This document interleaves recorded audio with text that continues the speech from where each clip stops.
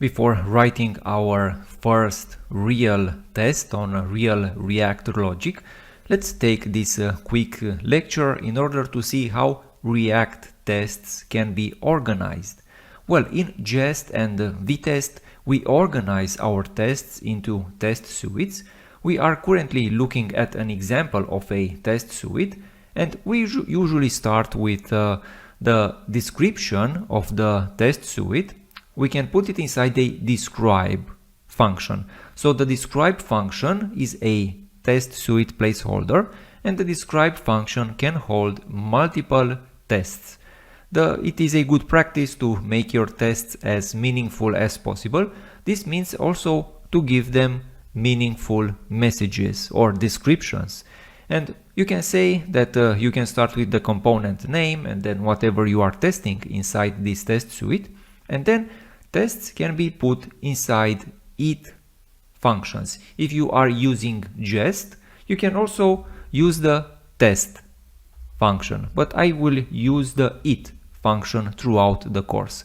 After the it function, we can say what exactly we are expecting the component or the service to behave. For example, in this case, I said that the system under test should render the component and so on. Also, there are other functions that you can add to your tests.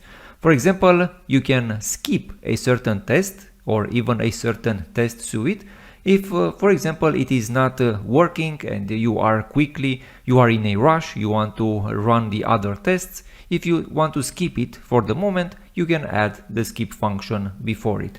Also, if you are part of a implementation and you are writing your tests before your actual logic, or you want to remind yourself for the future to do an implementation, you can add a to-do reminder. These two modifiers will not run your test. And also, if for example there's a separate use case inside your test suite, you can add a different or a new describe block. For example, we can group the tests for handling errors inside our component into a separate describe block in the same test suite. And also, right here we have an example of some test hooks. And hooks are functions that can be called at different stages of a test. We have hooks that we can call before each and every test. This is their role is to reduce code duplication. If there's a piece of code that can be run before each and every test, instead of manually adding it into each test, we can add it into a before each function. Also, there's a function that we can call after each test, and usually this is the tear down phase of a test. There's also a before all and after all test. Maybe inside a before all we can connect to a database if we are testing a database. After all, we can close after all the tests are finished, we can close the database connection. So this was in a few words the way we can organize our tests. If I will save this file and I want to only execute it, I can use VS Code. If you're using VS Code, you can take this trick.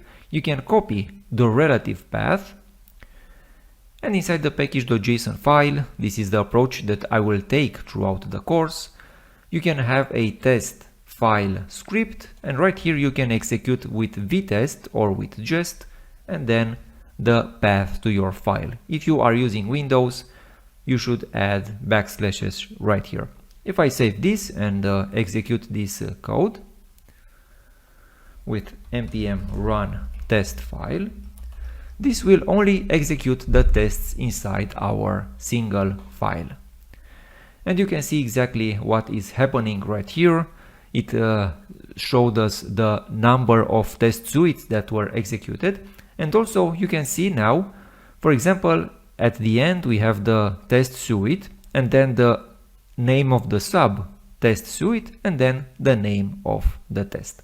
Notice that the tests that were in the to-do or skip state weren't executed. Well, we saw how we can organize our tests. Let's move on into the next lecture and actually write our first React test.